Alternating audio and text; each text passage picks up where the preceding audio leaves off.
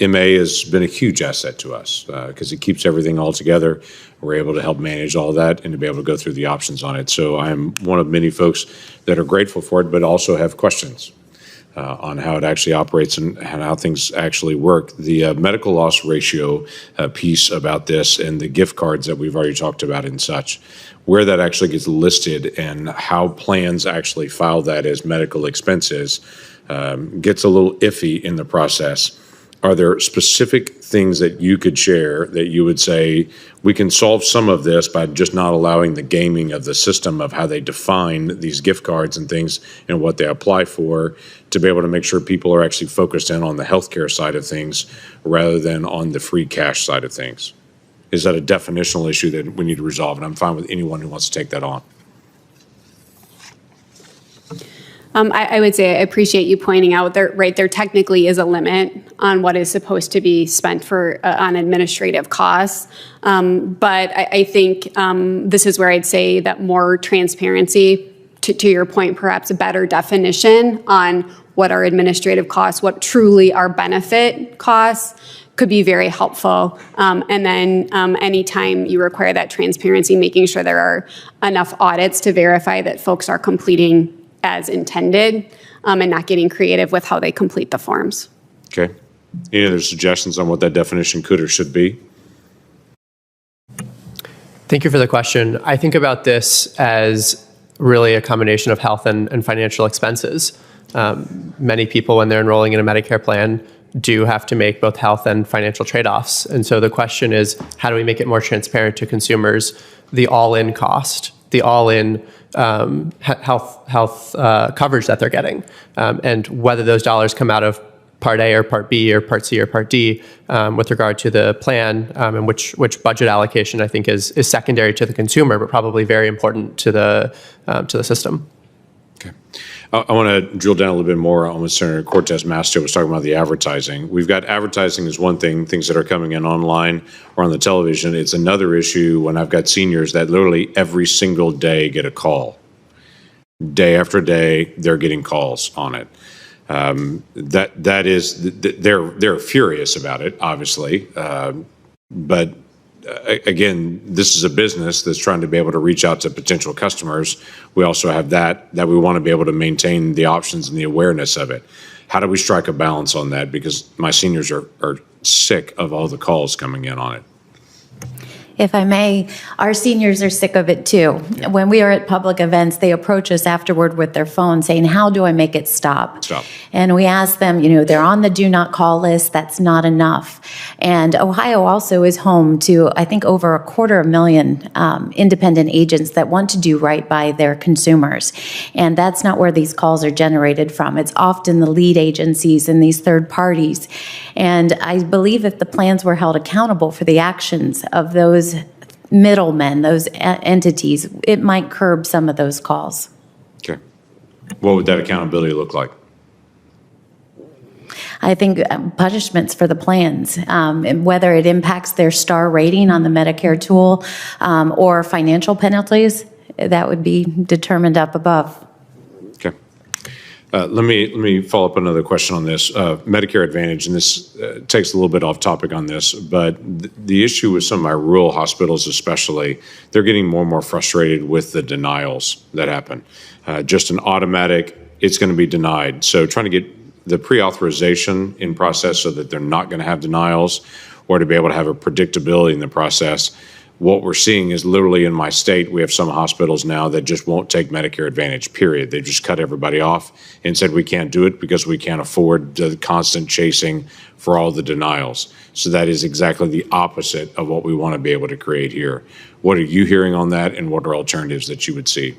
Yeah, so I appreciate the question. In particular, we serve a very rural population, and our goal is always to partner. I mean, we're part of an integrated health system, so I think that really helps us in thinking about the provider's perspective when it comes to a variety of issues, including prior authorization, as you mentioned.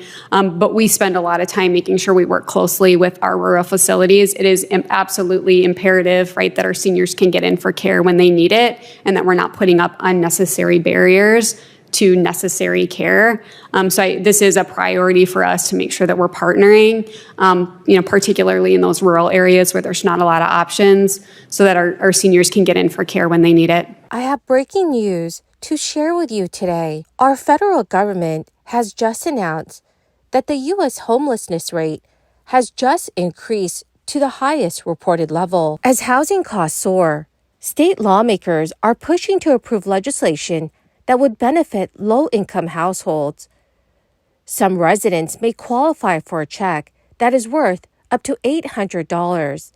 My dear friends, please make sure that you watch until the end of this video for everything that you need to know. Also, tomorrow, which is Friday, I will be announcing several winners for the Walmart gift card giveaway. If you would like to enter these weekly giveaway, friends, please click and like several of my videos and then comment below the keyword of each video that you watch. The more videos that you comment on, friends, the greater your chances of winning these giveaways. The United States experienced a dramatic 12% increase in homelessness to its highest reported level, as soaring rents and a decline in crisis assistance combined to put housing out of reach for millions of Americans. Approximately 653,000 new homeless individuals, which is the most since the country began using the yearly point-in-time survey in 2007. There's about 653,000 people who just became homeless. That is the most since the country began using the yearly point-in-time survey in 2007. The latest estimate indicates that people becoming homeless for the first time were behind much of the increase. A rise in family homelessness ended a downward trend that began in 2012. Housing and Urban Development Secretary Marcia Fudge said, "The data underscored an urgent need to support proven solutions to help people quickly exit homelessness and that prevent homelessness in the first place." Within the overall rise, homelessness among individuals rose by nearly 11%, among veterans by 7.4%, and among families with children by 15.5%. Officials also noted that President Biden's budget for this fiscal year has recommended guaranteed vouchers for low-income veterans and youths aging out of foster care, among other investments designed to reduce homelessness. So, dear friends, what are your thoughts on this? What do you think Congress should do to help America's homeless? Please let me know in the comments section below. According to state officials, residents in Colorado will be receiving extra relief. Taxpayers can expect an extra $800 back when they file their state income tax returns early next year. The refund is based on revenue collected above the cap, which is set by the taxpayer's Bill of Rights, also known as TABOR. That is a state constitutional amendment passed by voters in 1992 to limit the growth of government. Unlike in 2022, when taxpayers receive the check in the mail, people will collect the money through their tax filings in the form of higher refunds or reduced tax bills. Overall, the state is refunding nearly $3.7 billion in over-collected revenue. The $800 per taxpayer is slightly lower than prior projections as a result of legislation passed by the General Assembly's special session in November, when lawmakers also voted to give out flat TABOR refunds to everyone. The session was called to provide relief on property taxes and housing costs. Typically, the state sets varying TABOR rebate amounts based on income, with higher income households receiving higher shares because they paid more in taxes. Equal refunds will be higher for residents of Colorado who report incomes of less than $104,000 than those that they receive under the 6-tier system.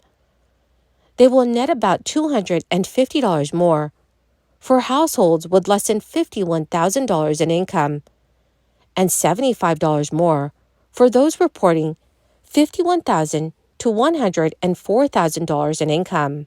During the special session, lawmakers also increased the earned income tax credit that low-income households receive. The state matches up to 50% of the federal tax credit, the amount of which depends on a person's income. Legislators diverted about $182.5 million from Tabor refunds to pay for that. State economists for the legislative branch and the governor's office predict Tabor refunds will continue for the next several fiscal years, though not at such historic amounts. The legislative economists forecast a surplus of about $1.8 billion in the current fiscal year, which ends on June 30th, and again in the 2024 to 2025 fiscal year. Economists for the governor's office expect lower surpluses, about $1.65 billion, $1.3 billion, and $1.4 billion. Surpluses are determined by the Tabor revenue cap, which is set using a formula based on population growth plus inflation. Well, my magnificent and most marvelous friends, that is the end of my daily stimulus update video for today. Thank you so much, friends, for being part of this community. I will be announcing several winners tomorrow for the Walmart gift card giveaway.